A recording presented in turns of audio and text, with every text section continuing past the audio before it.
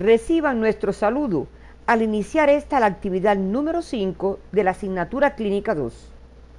La sangre es el elemento más precioso y preciso de la naturaleza y del hombre.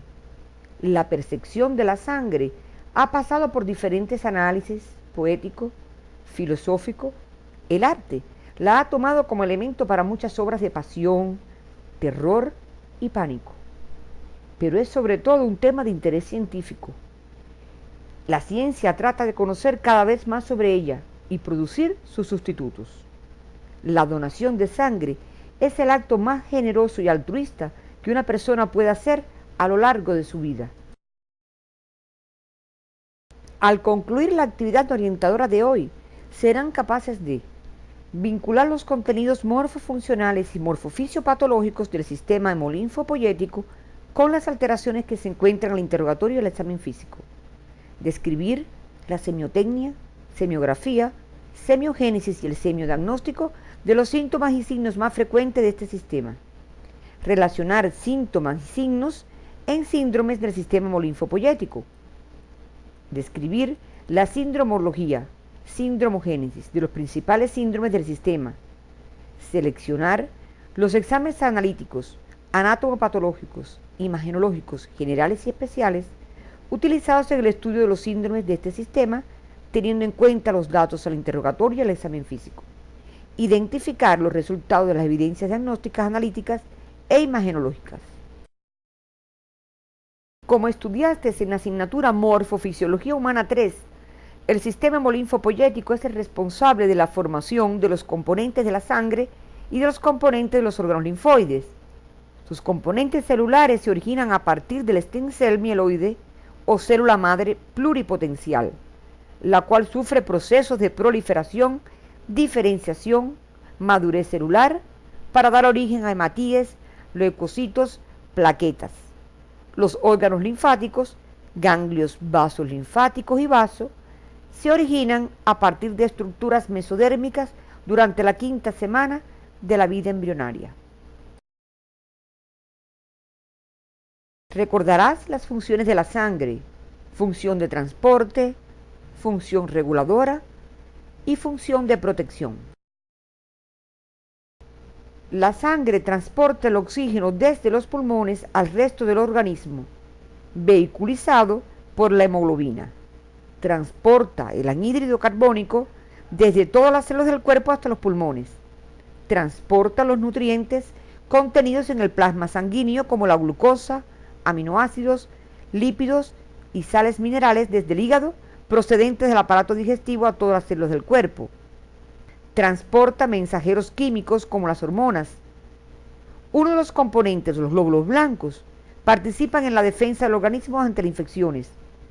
Responde a las lesiones que producen inflamación por medio de tipos especiales de leucocitos y otras células. Es responsable de la hemostasia, gracias a las plaquetas y a los factores de coagulación.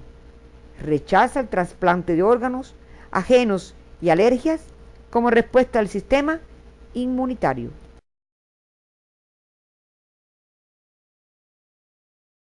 Las enfermedades de la sangre básicamente pueden afectar a elementos celulares, eritrocitos, plaquetas y leucocitos, plasmáticos, entre los que se encuentran las inmunoglobulinas, factores hemostáticos. Puede afectar órganos hematopoyéticos, médula ósea, y órganos linfoides, ganglios y vasos. Debido a las diversas funciones que los componentes sanguíneos cumplen, sus trastornos darán lugar a una serie de manifestaciones que pueden englobarse en diversos síndromes. La coloración de la piel fue objeto de estudio en el examen físico general en la asignatura Clínica 1. Dentro de ellas, la palidez se describe como la pérdida del color rosado, a veces con matiz amarillento, y se corresponde con el color pálido de las mucosas a nivel de labios, boca y conjuntiva. Las características semiográficas de la palidez por alteraciones sanguíneas se deben fundamentalmente a modificaciones patológicas de la calidad y cantidad de la sangre, es decir, por disminución de la hemoglobina o por disminución de los glóbulos rojos. Por disminución de la masa sanguínea produce oligoemia, la que se presenta después de abundante sangramiento, y esta palidez se acompaña de otras manifestaciones como son taquicardia, hipotensión arterial, hipotermia, sudoración profusa y facie hipocrática. Otros signos y síntomas en este sistema son la glositis, conocida también desde la asignatura precedente. Se caracteriza por la lengua inflamada, irritada, con atrofia de las papilas linguales, lo que produce dolor y malestar en el paciente. Este signo puede acompañar a la anemia perniciosa. Otros signos son las lesiones purpúricas, ya conocidas también desde Clínica 1. En ellas se encuentran las víbices, petequias y equimosis, las que pueden acompañar al síndrome anémico o son parte del síndrome purpúrico hemorrágico. Puede referir al paciente disminución de la sensibilidad o hipoestesia, sensaciones de hormigueo, debilidad muscular, entre otras manifestaciones neurológicas. Pueden ser estos síntomas o signos en síndromes de este sistema, como el caso de síndromes anémicos. Los dolores óseos, sobre todo localizados a nivel del esternón, cuando un proceso es por mieloma múltiple o leucemia. Las lesiones purpúricas son las petequias, las víbices, las equimosis, las que se diferencian por su forma. Todas son sufusiones hemorrágicas, es decir, no desaparecen al ejercer presión, como ya estudiaste en el examen físico general durante Clínica 1. La aparición de ellas indican trastornos de la coagulación sanguínea, trastornos plaquetarios o permeabilidad vascular aumentada y pueden acompañar al síndrome purpúrico o al síndrome anémico. Te recomendamos revises estos aspectos en tu libro de texto. Las adenopatías ya fueron estudiadas en Clínica 1. Estas pueden aparecer acompañando los síndromes hematológicos. En ocasiones se asocian al síndrome adenoesplénico, que es lo más frecuente. Recuerda su semiografía y su semiodiagnóstico. Ello te ayudará a precisar la posible etiología. Recuerda el dolor a la palpación o no, de precisar su superficie, su elasticidad, lugar de aparición y otros elementos de valor semiológico. Revisa estos aspectos en tu libro de texto y materiales de apoyo que aparecen en el CD. Entre los síndromes que con mayor frecuencia se presenta están el síndrome anémico, el síndrome adénico y el síndrome esplenomegálico, lo que frecuentemente se observa combinados en el síndrome adenoesplénico y el síndrome purpúrico hemorrágico. Todos ellos se pueden presentar en un mismo paciente, atendiendo a la enfermedad de base. El síndrome anémico es el motivo de consulta más frecuente después de las caries dentales. Así lo considera una publicación de la OMS en que indican que un 35% de las mujeres y un 20% de los hombres padecen de anemia. Se considera anemia cuando las cifras de hemoglobina, el número de hematíes o ambos están disminuidos. Estos valores dependen de varios factores como la edad, el sexo, ciertas circunstancias especiales como el embarazo y altitud donde vive. Lo más aceptado es que los valores de un paciente con respecto a los que se conocen previamente puede indicar anemia. Los síntomas y signos que se presentan no son específicos de ella, sino que corresponden a varios sistemas y a la enfermedad de base.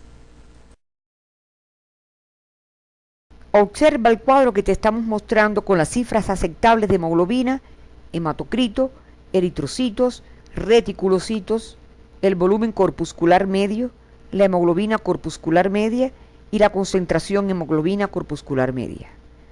Todos estos valores pueden tener variaciones en rangos aceptables según el autor y el país que utilice el Sistema Internacional de Unidades.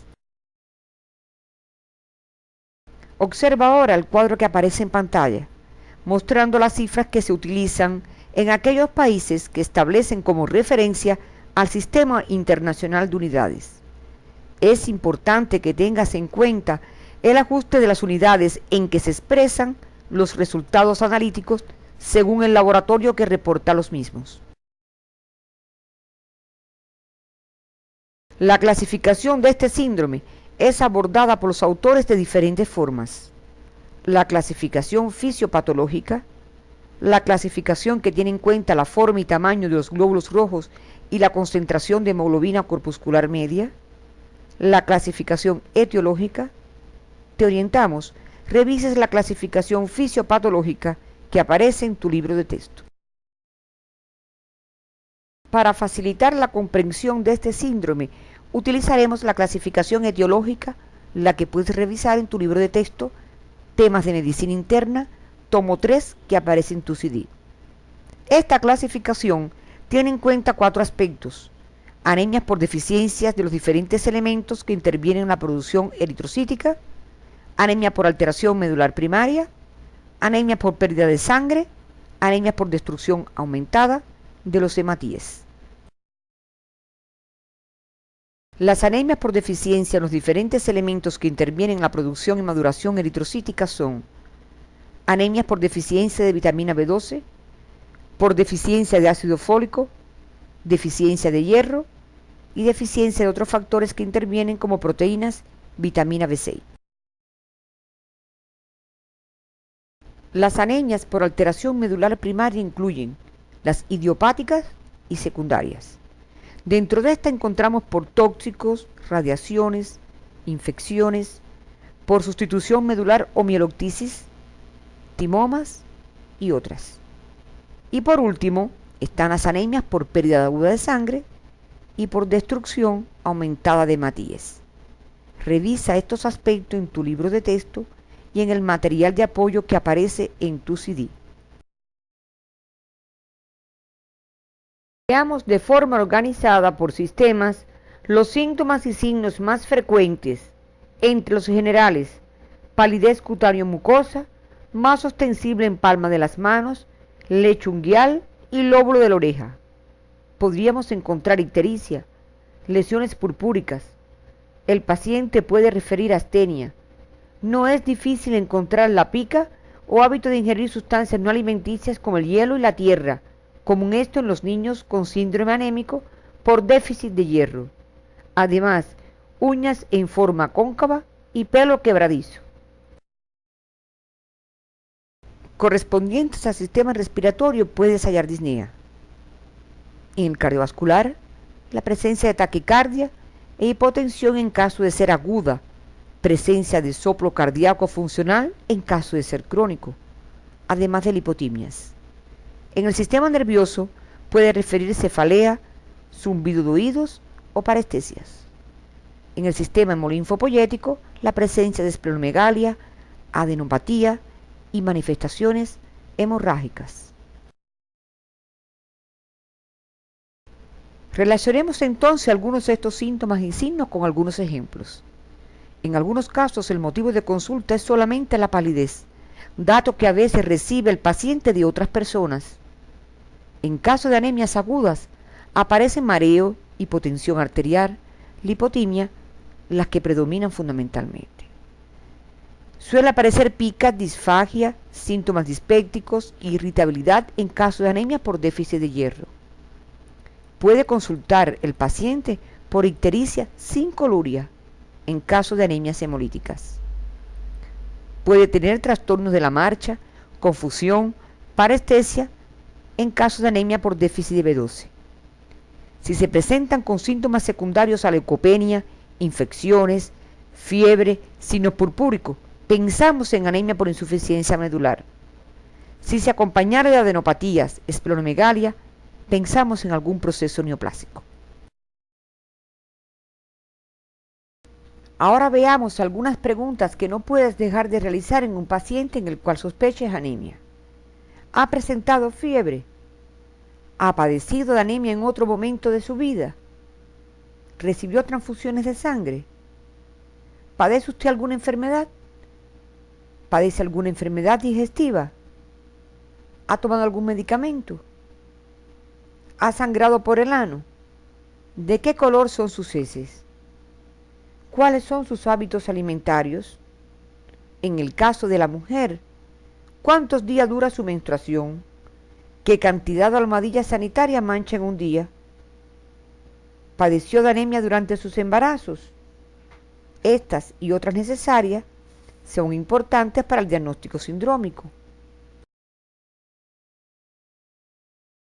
El examen físico lo realizarás a todos los sistemas, incluyendo el general y regional. No olvides realizar el examen ginecológico en la mujer. Te recordaremos algunos signos que puedes hallar. A nivel de la coloración de la piel y las mucosas, en busca de ictericia, la que puede orientar a un proceso hemolítico o enfermedades biliares y hepáticas.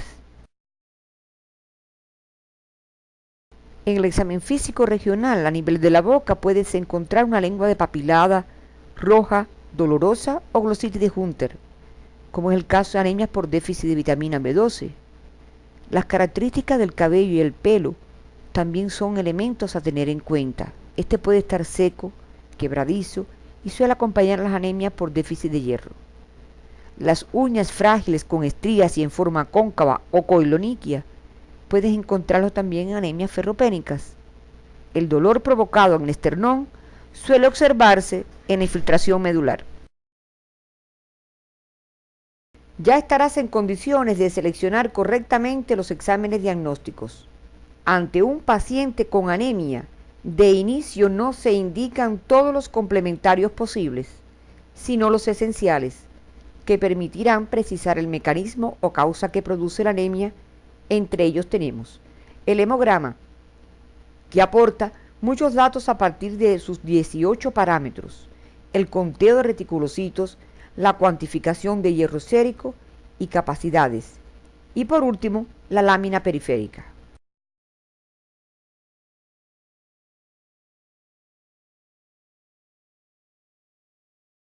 El hemograma confirma la concentración de hemoglobina que presenta el paciente y precisa si existen alteraciones leucocitarias.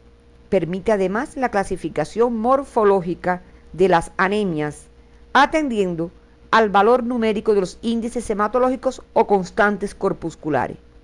Esta clasificación que nos referimos es microcíticas, normocíticas y macrocíticas según las cifras del volumen corpuscular medio, y en hipocrómicas y normocrómicas de acuerdo al valor de la concentración hemoglóbica corpuscular media y de la hemoglobina corpuscular media.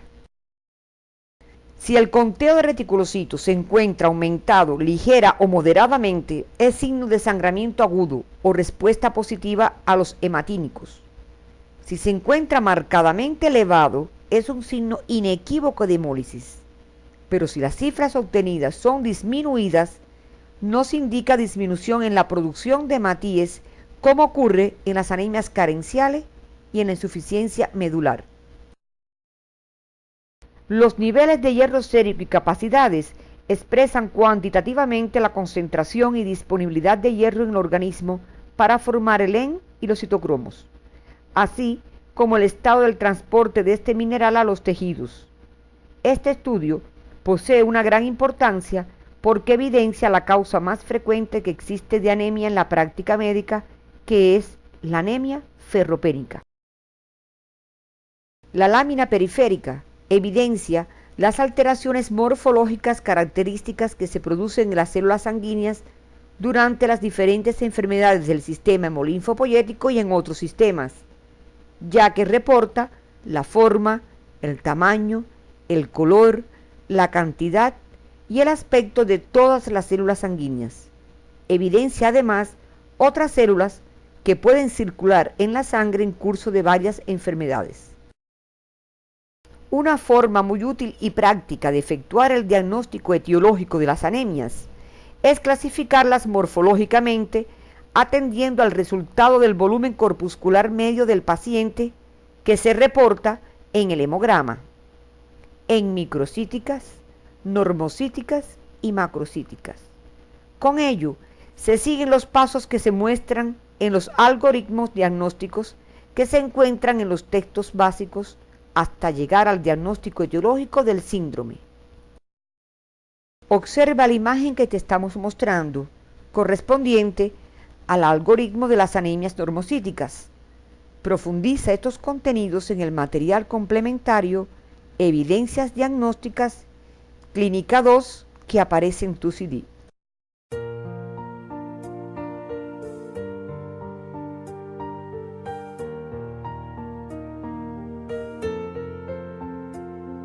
Una vez obtenidos los resultados de estos estudios, se obtiene el diagnóstico del mecanismo que produce la anemia.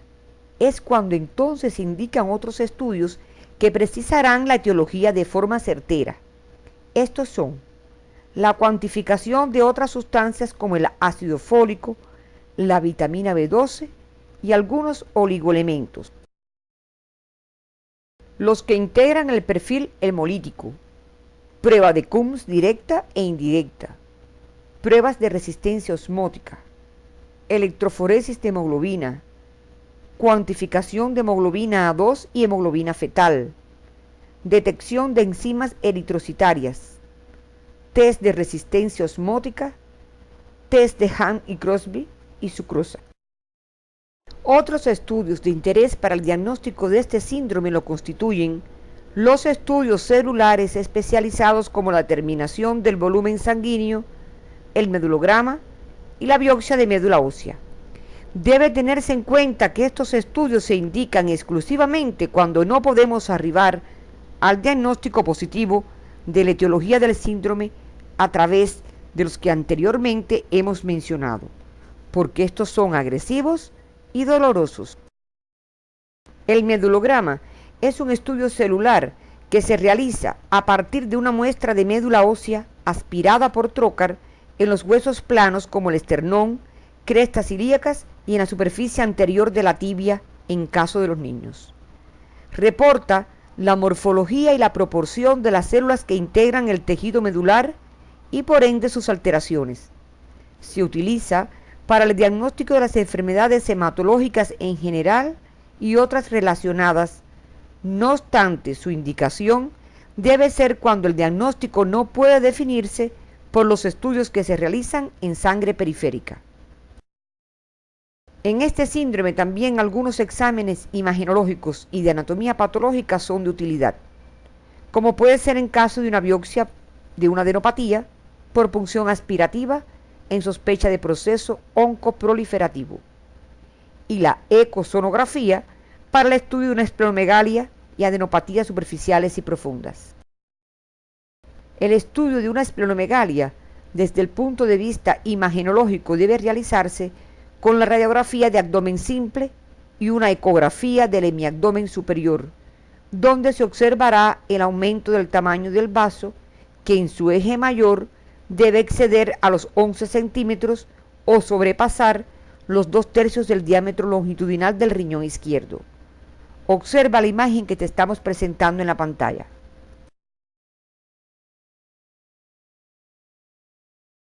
El estudio imagenológico de las adenopatías periféricas y abdominales se realiza con ecografías de partes blandas y del abdomen. Cuando las mismas se localizan en el mediastino, debe realizarse tomografía axial computarizada de mediastino y resonancia magnética del mismo. La imagen que te mostramos en pantalla se corresponde con la identificación de adenopatía profunda mediante una ecosonografía. La citología por aspiración con aguja fina es el método de la anatomía patológica de elección para el diagnóstico de los síndromes de este sistema que causan aumento de volumen de las cadenas ganglionares superficiales y o profundas. Los ganglios superficiales son fáciles de encontrar y los profundos se aspirarán bajo control imagenológico. La biopsia excisional puede ser también utilizada.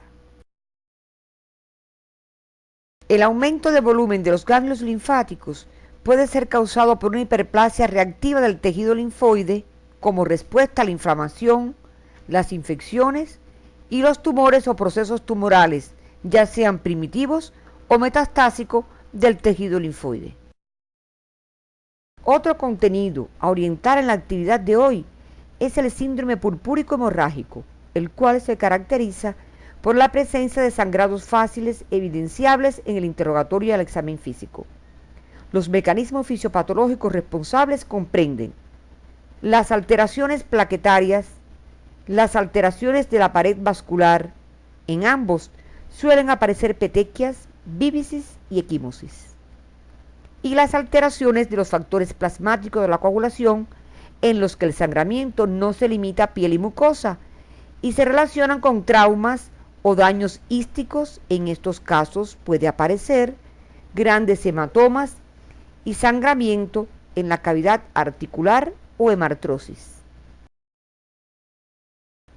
Cuando el sangramiento es a nivel de la piel, resulta un dato semiográfico importante, pues permite presumir el tipo de diátesis hemorrágica. Pero se hace indispensable un examen detallado de estas lesiones. En caso de petequias, debes precisar su localización, si son palpables o no. La presencia de petequias es inusual en trastorno de los factores de la coagulación. Hay que diferenciarlas de picaduras de insectos, nevos rubíes, de las máculas en las enfermedades exantemáticas, y en este caso el signo petequia es que no desaparece a la vitropresión y no se detectan en ellas aumento de volumen. En caso de equimosis precisarás número y tamaño. Las equimosis son múltiples y suelen acompañar a los trastornos plaquetarios. Pueden ser únicas y extensas en caso de trastornos de la coagulación. Por su parte, los hematomas suelen aparecer en trastornos de la coagulación, se presentan en la piel o pueden ser profundos, como el caso de las hemartrosis.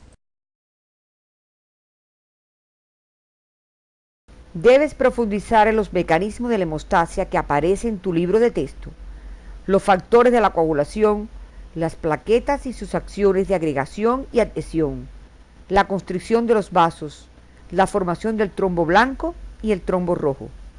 Observa el esquema general que aparece en pantalla.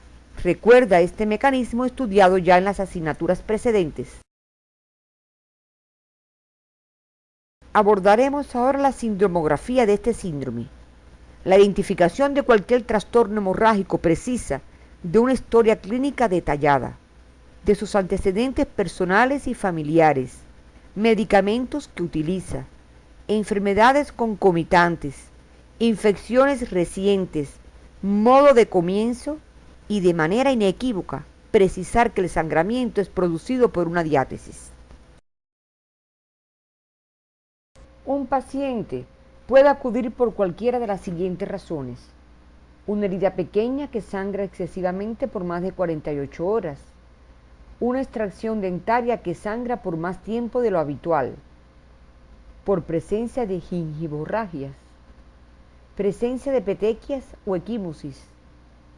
Todos ellos refuerzan el pensamiento de trastornos plaquetarios o vascular, aunque se describen trastornos de los factores de la coagulación que presentan algunos de estos signos, que no es lo habitual.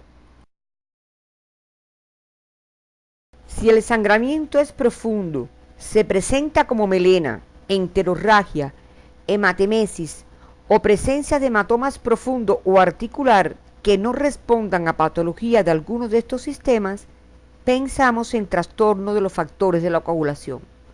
El más conocido es la hemofilia A o déficit congénito del factor 8, la que se presenta en varones con historia de sangramientos desde la niñez, antecedentes de una historia familiar, y un signo habitual es la hemartrosis, aunque no es patognomónico de esta enfermedad, la cual es de etiología congénita. Valorada la anamnesis, realizado un exhaustivo examen físico local del punto de sangramiento y un examen físico general y por sistemas, seleccionaremos los exámenes diagnósticos que apoyarían el planteamiento de este síndrome. Exámenes de laboratorio clínico fundamentalmente, y exámenes imagenológicos en situaciones especiales, por ejemplo en la hemofilia.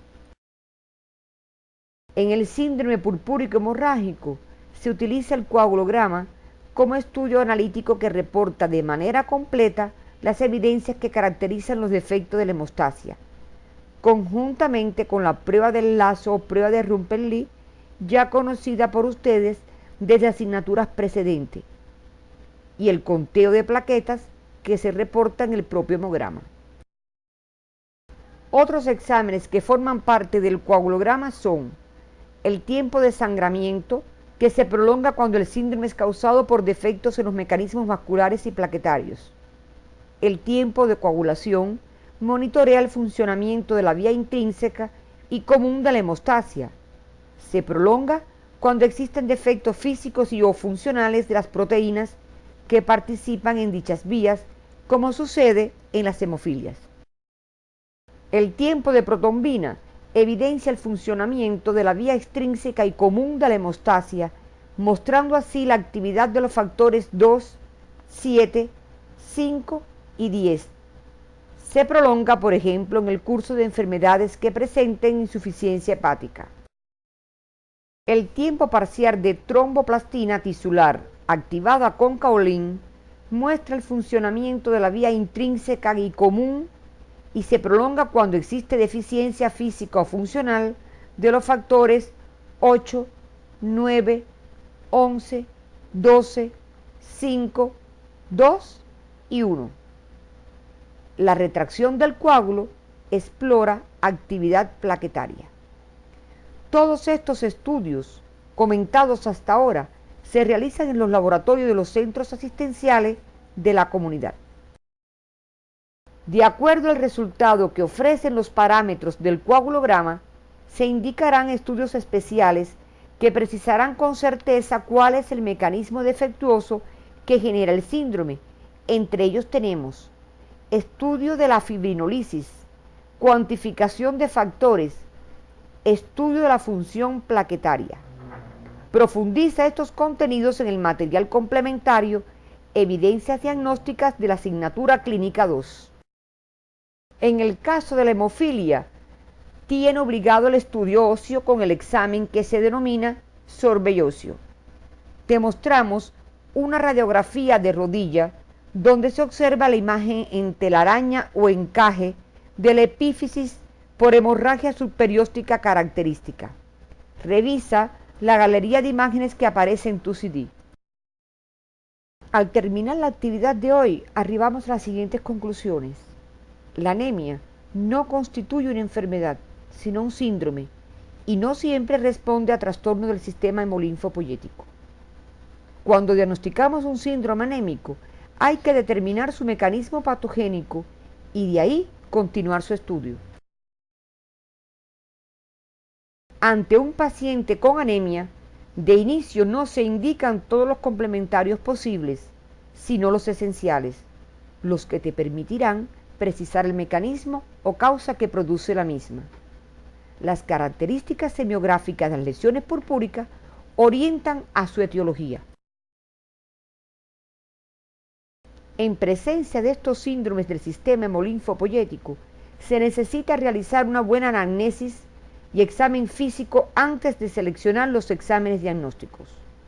Los exámenes de laboratorio clínico de sangre, otros especiales, los anatomopatológicos de la médula ósea y tejidos linfoides deben ser seleccionados en forma adecuada y estos se complementan para el diagnóstico de síndromes de este sistema. Los síndromes de hiperglicemia e hipoglicemia se observan en el curso de la diabetes mellitus como parte de los síndromes del sistema endocrino metabólico. Ambos se diferencian entre sí y pueden constituir una urgencia médica. De ahí la necesidad de reconocer sus principales manifestaciones con el fin de tomar conducta oportuna. Estos serán objetivo de nuestra próxima actividad orientadora.